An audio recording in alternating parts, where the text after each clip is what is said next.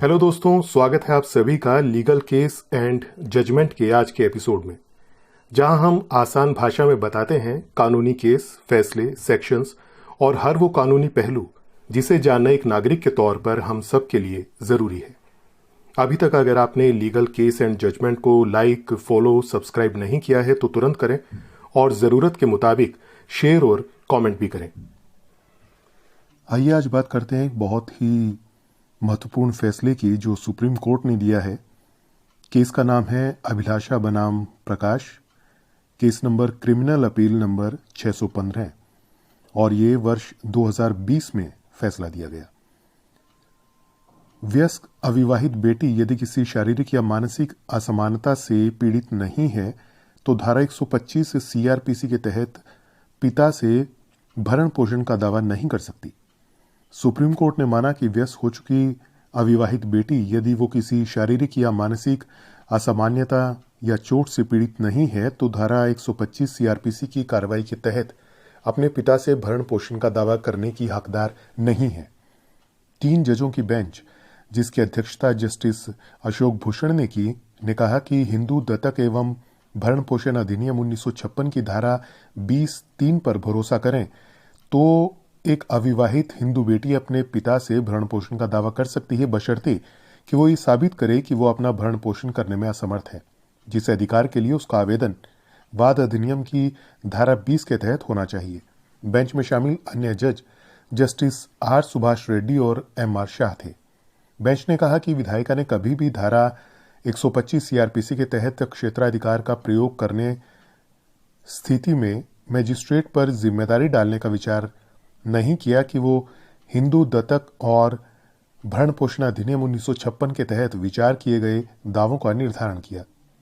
इस मामले में अपीलकर्ता की दलील थी कि हिंदू दत्तक और भरण पोषण अधिनियम 1956 की धारा 20 के अनुसार एक व्यक्ति का दायित्व है कि वो अपनी अविवाहित बेटी का जब तक कि वो विवाहित नहीं हो जाती भरण पोषण करे।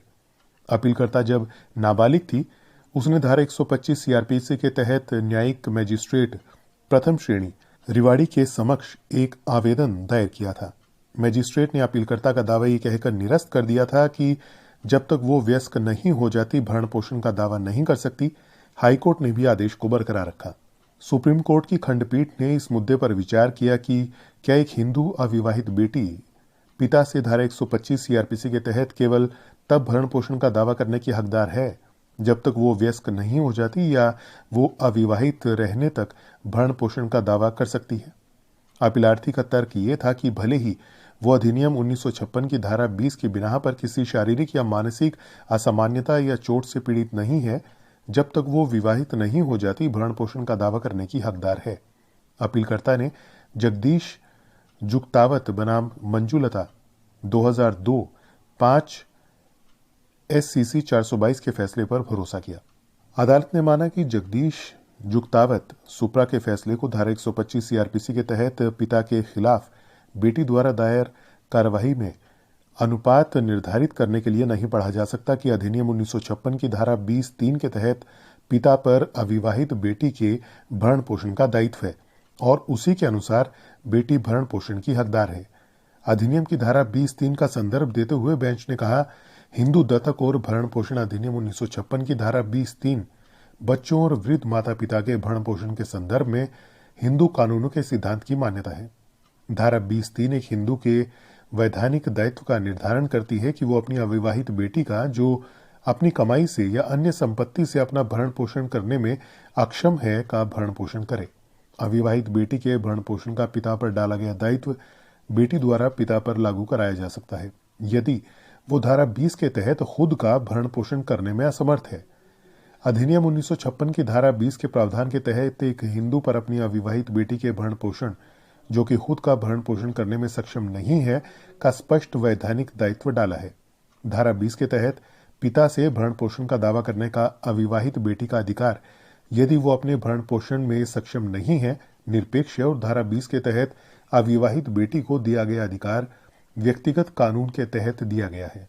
इसलिए बड़े दावों के लिए जैसा कि धारा 20 के तहत सुनिश्चित किया गया है, अधिनियम की धारा 20 के तहत कार्रवाई शुरू करने की आवश्यकता है और विधायिका ने धारा 125 सीआरपीसी के तहत क्षेत्राधिकार का प्रयोग करते हुए मैजिस्ट्रेट पर जिम्मेदारी डालने के लिए कभी विचार नहीं किया। अपील को खारिज करते हुए पीठ ने अपीलकर्ता को पिता के खिलाफ किसी भी भरण पोषण का दावा करने के लिए अधिनियम की धारा 20(3) का सहारा लेने की स्वतंत्रता दी। दोस्तों, उम्मीद है आज के एपिसोड में दी गई जानकारी आपको या आपके किसी जानने वाले जरूरतमंद के काम जरूर आएगी। वैसे कानून की जानकारी होना हम सब के लिए फायदेमंद है, लेकिन याद रखिए कानून जहां हमें अधिकार देता है वहीं कर्तव्य और जिम्मेदारियां भी देता है। अगले एपिसोड में आपसे जल्दी ही फिर मुलाकात होगी एक नए विषय को लेकर। तब तक के लिए जिम्मेदारी के साथ अपने हक की लड़ाई लड़ने के लिए देखते रहें लीगल केस एंड जजमेंट। धन्यवाद।